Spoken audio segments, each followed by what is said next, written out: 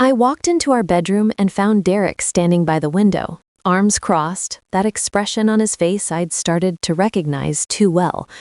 "We need to talk about tomorrow," he said without looking at me. I set down my bag. "What about tomorrow?" He turned then, and his voice had that edge to it. "My mother called. She says you've been making excuses again, refusing to come to family gatherings, disrespecting our traditions." I felt something cold settle in my chest. "Derek, I went to the last 3 gatherings. You showed up late, you didn't help with the cooking, you sat in the corner on your phone." His words came fast, rehearsed. "My family is starting to talk, Priya. They're saying you don't respect where I come from, that you think you're too good for our culture." I opened my mouth to respond, but he kept going. "Tomorrow is the community dinner. Everyone will be there. I need you to actually participate this time, not just show up and embarrass me." That's when I stopped trying to defend myself. I just nodded. "Okay." He seemed surprised by that, like he'd been expecting a fight. "Okay, that's it?" "I'll be there," I said quietly. "I'll participate." He studied my face for a moment, then left the room. I sat on the edge of the bed and pulled out my phone, not to scroll, but to open my photos. The first one was from 3 months ago, me standing in front of 30 children at the community center teaching them basic Telugu phrases. The second was from the cultural festival I'd organized in April, coordinating with 8 different families to showcase traditional dances and music. There were dozens more, but I didn't show him. I just put the phone away and started thinking. The next morning, Derek's mother called him while I was making breakfast. I could hear his side of the conversation from the kitchen. "Yes, Ma, she promised she'd come. No, I already talked to her about it. She knows she needs to do better." I cracked eggs into the pan and didn't say anything. That evening, I dressed carefully in the silk sari I'd worn to lead the prayer ceremony at the temple last month. Derek barely glanced at me. "Ready?" he asked. "Ready," I said. The community center was already full when we arrived. I recognized almost everyone there because I'd been working with many of them for the past 2 years. Mrs. Kapoor saw me first and started to wave, but I gave her a small shake of my head. She understood. Derek's mother approached us immediately. "Priya," she said, her tone cool. "So glad you could make it."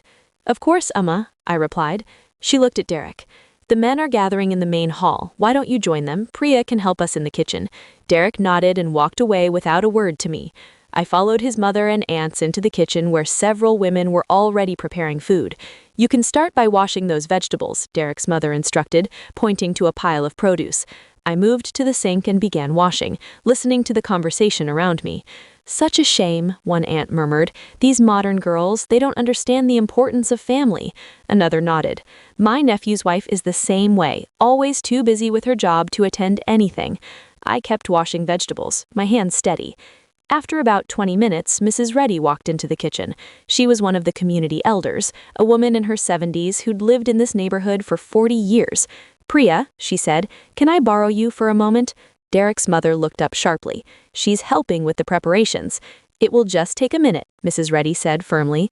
I dried my hands and followed her out. In the hallway, she squeezed my arm. "Are you ready?" she asked quietly. "As ready as I'll be," I said. "Give us 30 minutes," she said. "Then we'll begin." I nodded and went back to the kitchen. Derek's mother gave me a suspicious look but said nothing. I continued helping, cutting vegetables, stirring pots, doing whatever was asked of me. The dinner was served at 7. Everyone filled their plates and settled into the main hall. Derek sat with his father and uncles, laughing at something one of them had said. I sat with the women, picking out my food. At 7:30, Mr. Krishnan, the community president, stood up and tapped his glass. The room fell quiet. "Thank you all for coming tonight," he began. "Before we continue with our celebration, there are some recognitions we'd like to make." Derek's mother sat up a little straighter. The Krishnan family had always been important in the community, and any recognition from them meant something. "As many of you know," Mr. Krishnan continued, "our cultural center has been struggling for years. Attendance was down, our young people were losing connection to their heritage. 2 years ago, we were considering closing the language program entirely." I kept my eyes on my plate. But then something changed. One person stepped forward and said she wanted to help. She started teaching Telugu classes every Saturday morning. She organized cultural workshops. She coordinated with families to create mentorship programs. She spent her own money on materials and supplies. Derek glanced around the room, curious about who was being honored. Through her efforts, we've gone from 8 children in our language program to over 60. We've started 3 new cultural workshops. We've held 2 major festivals that brought the entire community together. And she did all of this while working a full-time job and managing her household. Mr. Krishnan paused. Priya Sharma, could you please stand? The room went completely silent. I stood slowly, my legs shaking slightly. Derek's face had gone white. His mother's mouth was open. Priya has been the backbone of our cultural preservation efforts, Mr. Krishnan said. She's taught our children, organized our events, and worked tirelessly to keep our traditions alive. Tonight, on behalf of the entire community, we want to honor her dedication. Mrs. Reddy came forward carrying a framed certificate and a traditional shawl. This is our community's highest honor, she said, draping the shawl around my shoulders, given only to those who have made exceptional contributions to preserving our heritage. The room erupted in applause. I saw Mrs. Kapoor wiping her eyes. The parents of children I'd taught were standing, clapping. Even some of Derek's relatives looked stunned. Mr. Krishnan wasn't finished. I'd also like to share some of the letters we received from community members. He pulled out a sheet of paper. This is from the Patel family. Our daughter had no interest in her culture until Priya started the youth program. Now she speaks Telugu at home and wants to learn classical dance. He read another, from the Desai family. Priya spent 3 hours helping us prepare for our son's traditional ceremony, teaching us rituals we'd forgotten. And another, from Mrs. Mehta. When my husband passed away, Priya organized the entire community to support our family through the traditional mourning period. She knew customs I'd never learned myself. Derek was staring at me like he'd never seen me before. His mother had tears running down her face, but I couldn't tell if they were from shame or something else. Mr. Krishnan put down the letters. I also want to show everyone something. He gestured to someone at the back of the room, and suddenly the projector screen lit up. Photos began cycling through. Me teaching children their alphabet. Me decorating the community center for Diwali. Me leading a cooking class for teenagers who wanted to learn traditional recipes. Me sitting with elders, taking notes as they shared stories. These photos represent just a fraction of what Priya has done, Mr. Krishnan said. She documented everything because she wanted to create an archive for future generations. She wanted to make sure nothing was lost. One photo showed me at the temple at 6 in the morning, helping to set up for a prayer ceremony. The timestamp was from a Saturday 3 months ago, the same Saturday Derek had told his mother I'd refused to attend because I was too busy sleeping in. Another showed me organizing the cultural festival, coordinating with families, arranging performances. That was the weekend Derek had told his family I'd gone to a spa with my friends. The evidence was irrefutable, and it was everywhere. Now, Mr. Krishnan said, I'd like to invite Priya to say a few words. I walked to the front of the room on unsteady legs. When I turned to face everyone, I could see Derek's face clearly. He looked destroyed. I took a breath. Thank you for this honor, I said quietly. I didn't do any of this for recognition. I did it because these traditions matter to me, because this community matters to me, because I wanted to understand where my husband came from, and the best way to do that was to learn, to participate, to serve. I paused. Some people show their respect by talking about it. I chose to show mine by doing the work. The room was absolutely silent. I'm grateful to everyone who welcomed me, who taught me, who trusted me with their children and their traditions. This community gave me a home, and I wanted to give something back. I returned to my seat. The applause was deafening. Derek's mother reached for my hand. I didn't know, she whispered. He told us you didn't care, that you refused to participate. I squeezed her hand gently but didn't say anything. After the ceremony, people came up to me in waves. Parents thanked me, children hugged me, elders blessed me. Derek stood off to the side, watching. His father approached him at one point, and I saw them talking. His father's expression was hard, disappointed. When the crowd finally thinned, Derek came over to me. Can we talk? He asked. Outside? We walked out to the parking lot. The night air was cool. "I don't understand," he said finally. "Why didn't you tell me?" I looked at him for a long moment. "I tried to, Derek. Every time you accused me, I tried to explain. You didn't want to hear it. But you could have shown me the photos, the proof." "I shouldn't have needed proof," I said. "You should have believed me. You should have known me well enough to question what your family was saying." He ran his hand through his hair. "They kept telling me you weren't participating, that you were disrespectful. I didn't know what to believe." "You believed them," I said simply, "over me, without ever asking for my side, without ever wondering why the community members I supposedly disrespected kept inviting me to more events." He was quiet for a long time. "Where were you?" I asked. "In all those photos Mr. Krishnan showed. Where were you?" "I don't understand. I was teaching children every Saturday morning for 2 years. I was organizing festivals. I was attending ceremonies. Where were you during any of that?" His silence was answer enough. "You accused me of not participating," I continued, "but you haven't attended a single cultural event in the 3 years we've been married. Not one language class, not one community dinner, not one temple ceremony. The only time you show up is when your mother specifically asks you to, and even then, you spend the whole time on your phone or talking with your friends." "That's different," he said weakly. "How? I grew up with this. I don't need to prove anything." "But I did?" I asked. "I had to prove my respect, my dedication, my worthiness, even though I was doing more than you ever did?" He couldn't meet my eyes.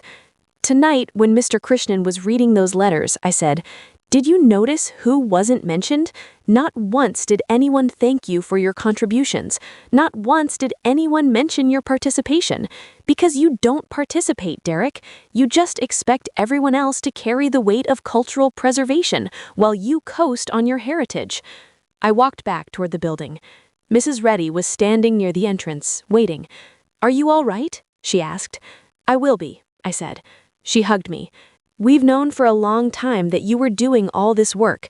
When we heard what his family was saying about you, we decided it was time to set the record straight." "Thank you," I said, "for seeing me." "We've always seen you, Beta," she said. "It was your own family that was blind." Inside, Derek's mother approached me again. Her eyes were red. "I owe you an apology," she said. "I believed my son without question. I accused you of things I never verified. I'm ashamed." "I understand family loyalty," I said, "but I'm family too." She nodded, crying openly now. "You are, and you've been a better representative of our culture than I gave you credit for, than any of us gave you credit for." Over the next hour, several of Derek's relatives came to apologize. His aunts, his uncles, people who'd whispered about me, who'd judged me, who'd believed I was disrespectful. They all saw the photos. They all heard the letters. They couldn't deny the truth anymore. Derek stayed at the edge of the room, watching. His father spoke to him at length, and I could see Derek's shoulders slumping more with each word. When we finally left, it was past midnight. The drive home was silent. Derek pulled into our driveway and turned off the engine, but didn't move to get out. "I failed you," he said. "Yes," I agreed. "I failed myself too," he said. "I took credit for a heritage I wasn't actively preserving. I let you do all the work while I complained that you weren't doing enough." I waited. "I want to change," he said. "I want to show up. Actually show up. Will you let me?" I looked at him. "I need you to understand something. I didn't do any of this to win an argument or prove you wrong. I did it because I genuinely love the culture I married into. I wanted to honor it, preserve it, pass it on. That doesn't change whether you participate or not." "I know," he said, "but I want to participate, not to make up for what I said, but because you're right. I've been coasting. I've been lazy. I've let everyone else carry the responsibility while I just showed up when it was convenient." "Then start Saturday," I said. "Language class is at 9. The kids would love to meet you." He nodded. "I'll be there." I got out of the car and walked to the house. Inside, I hung the ceremonial shawl carefully in the closet and looked at the certificate Mrs. Reddy had given me. It was beautiful, with traditional artwork around the border and my name in the center. I didn't need the recognition, but I wouldn't pretend it didn't feel good to be seen, to be acknowledged, to have the truth spoken aloud after so long. Derek came in a few minutes later. "Priya," he said, "I'm going to do better. I promise." "Okay," I said. "But Derek, I need you to understand something. I'm not going to stop doing this work. I'm not going to reduce my involvement to make you feel better about not being involved before. If you want to participate, you're welcome, but I'm not waiting for your permission or approval anymore." "I understand," he said. "Good." I went to the bedroom and closed the door. The next morning, I woke early and went through my photos again, not to prove anything this time, just to remember, to see the faces of children who'd learned their language, to see the community coming together, to see myself, not as Derek had described me, but as I actually was, engaged, dedicated, present. On Saturday, I drove to the community center at 8:30 to set up for class. At 8:55, Derek walked in. He looked nervous. "Is it okay if I sit in?" he asked. "Of course," I said. The children arrived at 9 and we began. Derek watched as I taught them new words, as I led them through songs, as I answered their questions with patience. Halfway through the class, one little girl asked if Derek was my helper. "He's my husband," I said. "Is he going to help teach us?" she asked. I looked at Derek. He smiled. "If you'll have me," he said. "I'm still learning too." The children accepted this without question, the way children do. By the end of the class, Derek was practicing phrases along with them. It wasn't perfect, it wasn't a complete transformation, but it was a start. And for the first time in a long time, I felt like maybe we were finally on the same page. After class, we walked to the car together. "Thank you," Derek said. "For what?" "For not giving up," he said. "On the culture, on the community, on us." I nodded but didn't say anything. There was still a lot of work to do, a lot of trust to rebuild, but watching him try, watching him finally show up was something. We drove home in comfortable silence, and for the first time in months, I felt like I could breathe. The work would continue, the classes, the events, the preservation efforts, but now, maybe, I wouldn't be doing it alone. And if Derek fell back into old patterns, if he stopped showing up again, I'd keep going anyway, because this was never about proving something to him.